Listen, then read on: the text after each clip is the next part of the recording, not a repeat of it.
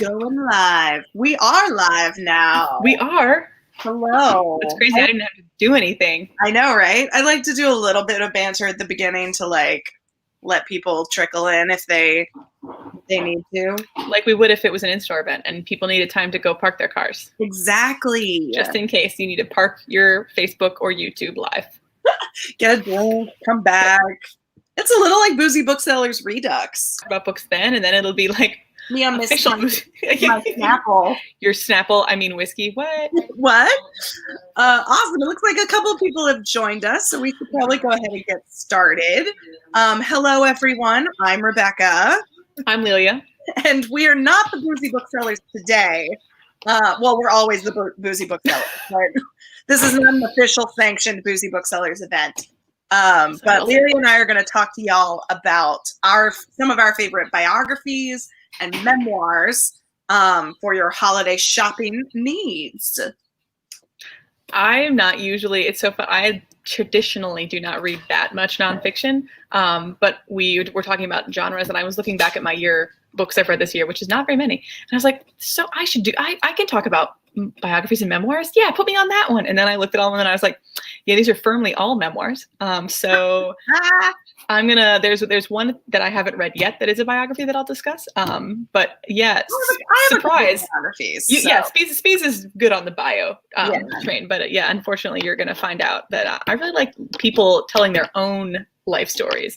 But also I feel like I was so much slower reading this year because of my brain not being able to comprehend words.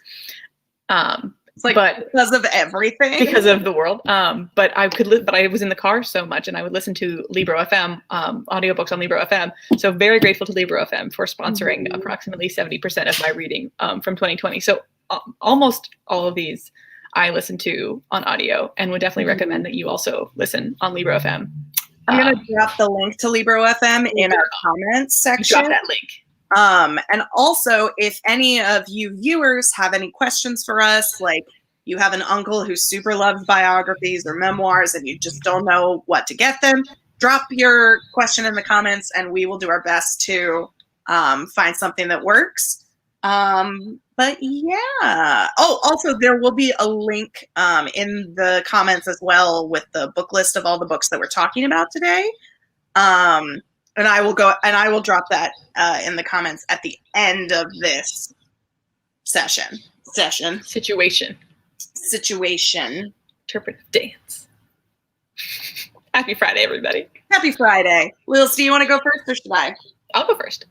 The first one I want to talk about is a book that had been in my TBR for years, and I finally, maybe just a year, I think it's been out for 2 years at least. And it's a widescreen. Look at that widescreen. Now you can see, yeah, excellent. Dre McKesson's On the Other Side of Freedom, The Case for Hope. It's a different cover than the hardcover was. So if you're not familiar with Dre McKesson, he is an activist. He has a podcast. He's one of the host of Pod Save the People. Sorry, and he's great on that. And I actually was listening to that unrelated months ago, and then heard him reading his own audiobook, and I was like, wait a minute, he sounds just like himself on the podcast. So anyway, he writes about. He's actually from Baltimore, but he writes about sort of his life, and when the protests in Ferguson happened, he just felt like, I need to go. I need to get in my car and drive there and be a part of this. And so he did. And, obviously a lot of transformative things happened then. And I think he stayed there for like a year. And he met all of these other people and they started to work together in their activism. And so it is a memoir of his life and his experience. But it is also very much, so much of that is his role and how changing that was for him as a person and how much that changed the way that his life went. And so it talks about sort of like where he went from there, what he was feeling and what it was like being there, which is just so striking to hear and to think about how similar a lot of that situation is to 2020. And honestly, but the work, you also see the work that he's done and these other activists.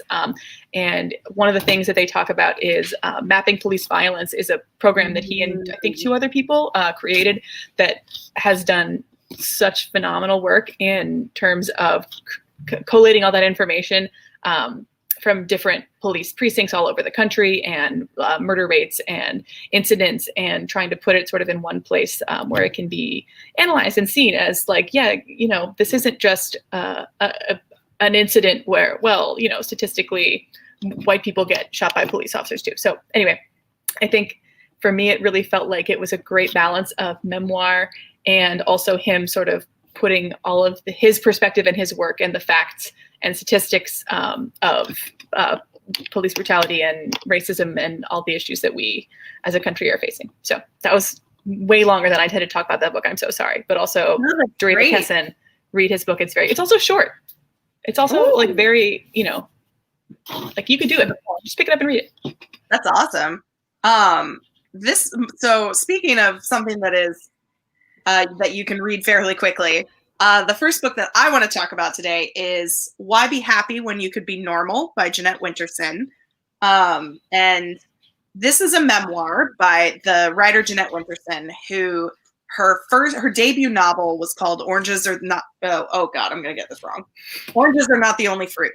And it is a thinly veiled, fictionalized version of Jeanette's early life. She was adopted as a baby by a Pentecostal couple, and her adoptive mother was a very religiously devout person, and sometimes that turned into a very abusive kind of relationship with Jeanette, who, as she grew up, realized that she did not want to be a missionary like her mother wanted her. She wanted to be a writer, and she was, in fact, gay in the 80s, 70s, and 80s in the north of England, which is perhaps not the kindest place to be any of those things.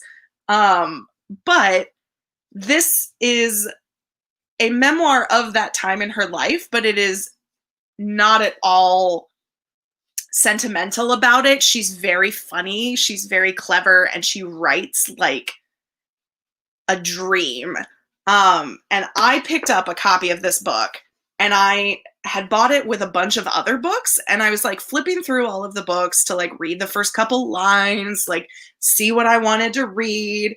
And I started reading this at like 7 o'clock at night. At midnight, I fed my cat. And then at 3 a.m., I finished it. So, this is not my copy, but my copy at home is like underlined, and I was circling things, and like she packs so much punch in like a fairly slim book that I love it so much. I would recommend it to everybody. Jeanette Winterson has a lot to say about family and religion and sexuality, and how you can love someone while also having a very complicated relationship and often an antagonistic relationship with someone. And it's so good. I haven't listened to the audiobook on Libro FM, but I'm sure it is delightful, as many of them are. So I'd highly recommend that. That is Why Be Happy When You Could Be Normal by Jeanette Winterson. Nope, you're muted, Liz. You're doing so well. Just want to make sure that you guys didn't get any feedback while Speaks was talking, so that really worked out well. And now the humidifier's on. We're doing great. We're in two different parts of the store also, so we can have our mask off. So this is the first time I've seen Leah's face in months. I know, right? Look, you're so beautiful. You're so pretty. So as I was saying before I was rudely muted by myself, my next book is by a comedian, Cameron Esposito. You might know, she has a show on Stars called Take My Wife. Yes, it's something with wife. Yes, that feels right. I don't know. You can Google her. Anyway, so her memoir, Save Yourself, is very funny. I think her sense of humor as a stand-up comedian, if you've ever seen any of her stand-up comedy, I think it translates really well to writing and to a memoir, just because the way that she talks about herself is very not self-deprecating. It's more self-aware. Like for instance, she talks about being a teenager and not necessarily knowing that she was gay at the time, and her being sort of just like an awkward teen, as we all are awkward teenagers, and talks about being a comedian and what it's like to be in that environment, and sort of making it, and how hard it is to be a comedian. But she also talks about her religion and growing up in a very religious family, and her being gay, and sort of that duality. But I think she does it all in such a funny way that it's not like punchline my life story. It's just all really sort of woven together in a very well-crafted way, I thought. And I really, really enjoyed sort of her talking about herself and her life.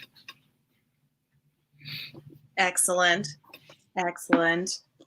Those two books actually pair very well together. Right? So my next book is a biography, and I love it. This was actually one of the books that I read after I graduated college, and I was like really not wanting to read at all for fun. And this was one of the ones that I picked up that like sort of kicked off my love of reading again. And that is The Black Count: Glory, Revolution, Betrayal, and the Real Count of Monte Cristo. What a subtitle. By Tom Rice. And this is a biography of General Alex Dumas, who, if you recognize the name, he was the writer Alexander Dumas' father. And he was the son of a French nobleman and a Haitian woman who was enslaved. And he basically rose from slavery to being one of the highest ranked generals in the French army under Napoleon. And I believe that he was the first, or he was the last Black man to rise to such a high military power, I believe, until Colin Powell. So like, what? That blew my mind. Anyway, but so it's a story of Alex Dumas, who was this very like tall, dashing military commander who had a very fractious relationship with Napoleon, shall we say. And his adventures and his life served as a lot of inspiration for his son, who wrote Count of Monte Cristo, Three Musketeers, these really fun adventure, like swashbuckling stories, and how a lot of it was rooted in his father's life. And it's really cool. It's a really great read. It's really informative, but it reads fairly, not pacily, that's not a word. It reads really easily for it being a historical book.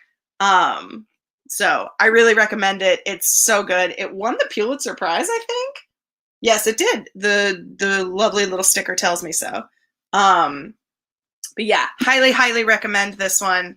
Black Count, The Black Count by Tom Rice. And Kyle McCowan is here. Hi, Kyle. And he says he read Save Yourself earlier this year and really enjoyed it. And yes, her show with Rhea Butcher is called Take My Wife.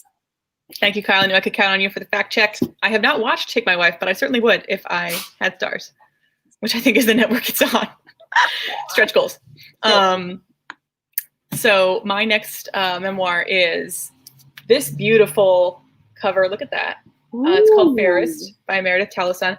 It's such an interesting, I think of all people, Meredith has such a unique story that it's really, there's so much to talk about herself. And I think she does a great job of it. So she grew up she lived in the Philippines with her family. She talks a little bit about her relationship with her grandmother, who called her son child, because she has albinism. And so she's so much lighter skinned. And in fact, she talks a lot about that as when she comes to the U.S. and grows up and goes to college, and how she can pass for white and she looks like a blonde white person. So it's really interesting to hear her talk about her sort of that relationship and what it means for her and her relationship with her body. She's also transgender. So she talks about a lot about the different facets of being in a human body, and the way that she writes her prose is also, is it prose when it's a memoir? I think it is, right? It's not poetry, but it is very poetic. It's so beautifully written. You really feel like she's she's clearly a very talented writer, and I think she that comes across in sort of the self-reflection within her story. And I think it's really just beautiful to see the way that she talks about all those different facets of her relationship, and and also she's also, you know, as a facet of the albinism, she's also has very poor vision, and so she is also dealing with you know, a disability and how she interacts with the world. And she does it all just so beautifully, and talks about the different stages of her life. And she's fairly young, so it's not, you know, I think it only goes up to when she's in her mid-30s. But it's a beautiful book, and so well written. Like I said, I definitely can't wait to see what she does next. And that's Fairest by Meredith Callison. Ooh, that is a gorgeous cover.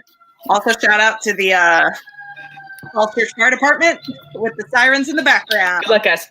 Good luck, guys. So changing gears a little bit, my next thing I want to talk about is actually an author who has written several memoirs, and that is Carrie Fisher.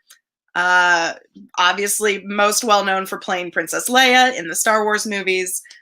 Carrie Fisher was also a hilarious writer. Like, she did a lot of script doctoring in Hollywood. She wrote a couple of fiction novels, but I love her memoirs. And I don't have a physical copy because I listened to it on Libro FM. Shout out to Libro FM. So this is the Princess Diarist, which was the last book that she published before she passed away. But I've listened to all of her memoirs. There's Wishful Drinking, which, what a title. Wishful Drinking, Shockaholic, and The Princess Diarist are the ones that I've listened to. And she reads her own audiobooks, which means that, like, you really get a sense for her, like, razor sharp sense of humor about all of the wild and crazy things that have happened in her life. You know, she was very open about the struggles she had with mental illness and substance abuse. And also the weight of playing such a famous character as Princess Leia. But she is so funny and just so incisive with her commentary on fame and Hollywood and, like, their ridiculous beauty standards and all of these things. And I really recommend The Princess Diary. That's very hard to say. The Princess Diarist, in particular, because she found a bunch of her journals that she had kept during the first Star Wars movie. So they're like the diaries of a 19-year-old, 20-year-old girl who's, like, crushing on Harrison Ford, and, like, all of these wild and crazy things are happening. And she includes excerpts of those diaries, and they are read in the audiobook by her daughter, Billie Lourd, which is A, wonderful, B, I definitely cried because I read all of these after Carrie Fisher had passed away. And they're just so wonderful, and I really highly recommend them. So just, it's Wishful Drinking, Shockaholic, and The Princess Diarist by Carrie Fisher. We miss you, Space Mom. Oh, she's so amazing. The next one I would love to discuss, I have not actually finished yet, but this is called Good Boy, My Life in 7 Dogs by Jennifer Finney Boylan. And we actually got to see Jennifer Finney Boylan talk at a conference that we went to. This was, I think, was it January of this year? Was it in 2020? She was a speaker at Winter Institute talking about this book. And she was, so it was, the presentation was at 8 a.m. or like 7:45 or something absurd. Ungodly. And we were all cracking up. And she is such a good speaker. She's so funny. And you know, as you can, I tend to not want to read books that have dogs in them because I'm like, listen, I know that this dog that you had in the 1970s is not still with us. But it's just so funny and beautifully written. And she talks about, like, the different parts of her life and what dogs she had at which times, and you know, what she learned from the dogs or through the dogs or with the dogs, or, you know, preposition dogs. And I just think she's so good at bringing that humor to her own life and to readers. And it's a talent that I am very jealous of. But if you are not familiar with Jennifer Finney Boylan, just like watch a quick like YouTube interview or read an article, and then you'll be like, ah, yes, please bring me the entirety of this book. But yes, and we all need more good boys in our lives. So we don't deserve dogs. They're perfect. We had pictures of all of them too. It was so delightful. Oh my God, transition. Okay, so the next book that I'm talking about is kind of a mix of biography and history and memoir. And that is The Heartbeat of Wounded Knee, Native America from 1890 to the Present by David Troyer. And this is another one that I listened to on audiobook from Libro FM. But this is a really wonderful book. I think it was longlisted for the National Book Award, or like, I don't remember. It won a bunch of awards. It's very, very good. But it is a part memoir. David Troyer is a Native American Ojibwe from the Leech Lake Reservation in Minnesota. And he kind of finally got frustrated enough at how Native American history was being taught in America and being talked about in America as if it were over. Like, there's the famous book, Bury My Heart at Wounded Knee by Dee Brown that came out, I think, in the 70s or 80s, that it's very elegiac. It like sings the song of this dying people who are, you know, their time has come and gone. And David Troyer's like, we're still here, guys. Like, we exist.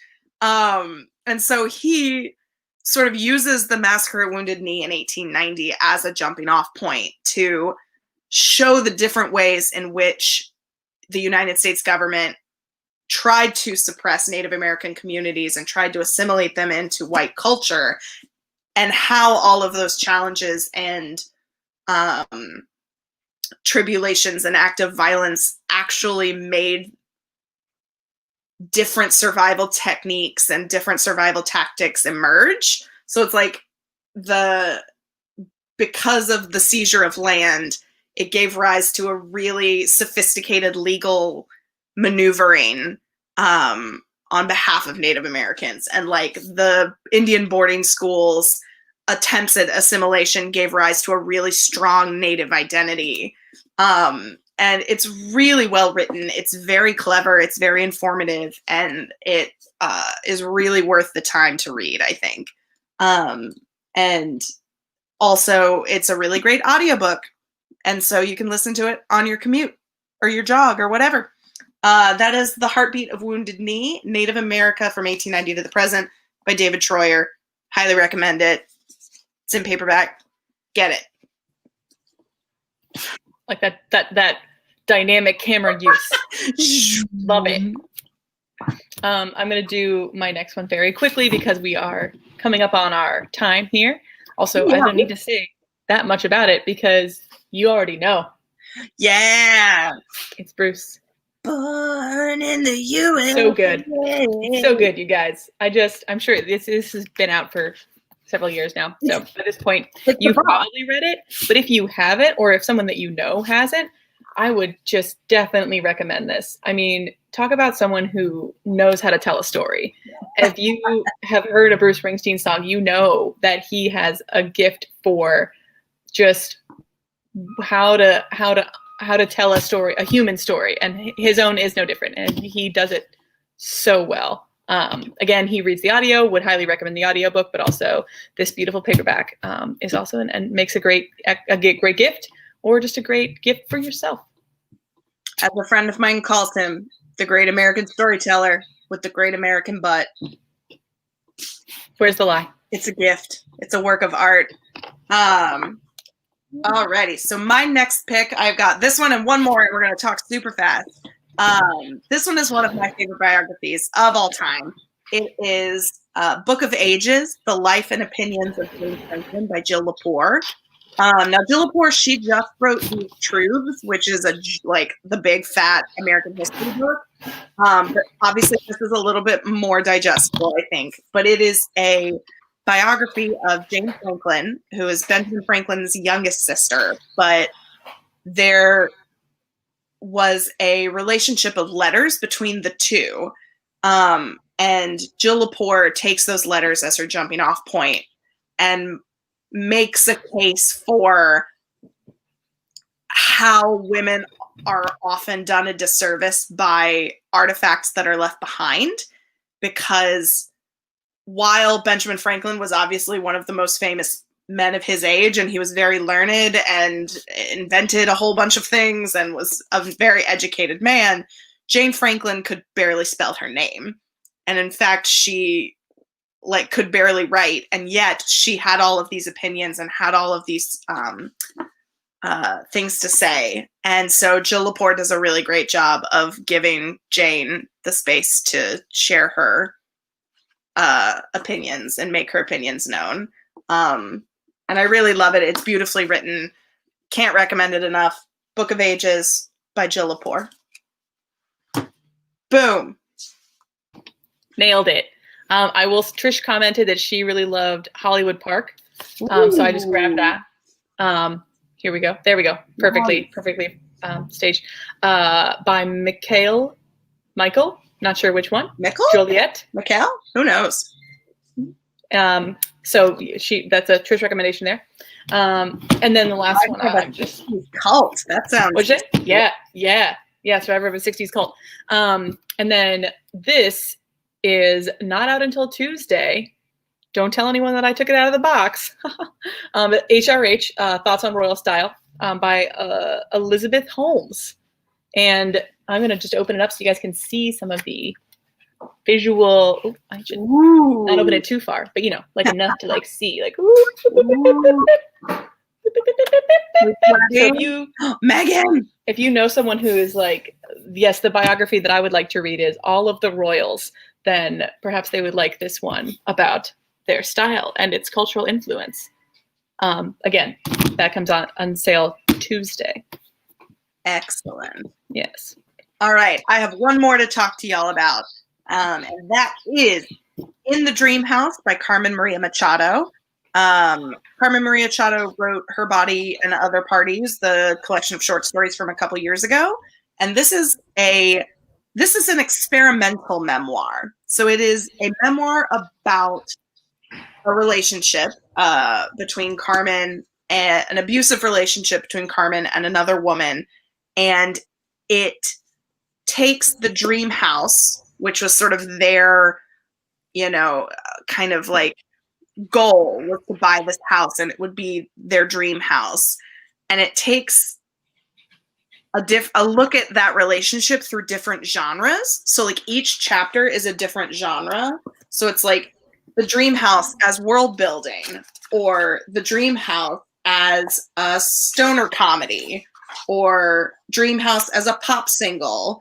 And there's a little bit of choose your own adventure. So it's to sleep, go to page 175. To dream about the past, go to page 172. Dream house as a stopgap measure, and it's 4 lines long. So it is really fascinating to read. And it really is, it kind of breaks your brain apart and then puts it back together in a whole bunch of fun ways. So I would really highly recommend it. In the Dream House by Carmen Maria Machado. Also look at that cover. It's so cool. Good season. Yes, thank you, Sally. That is good timing with the new season of The Crown. I wonder, so in reference to the HRH.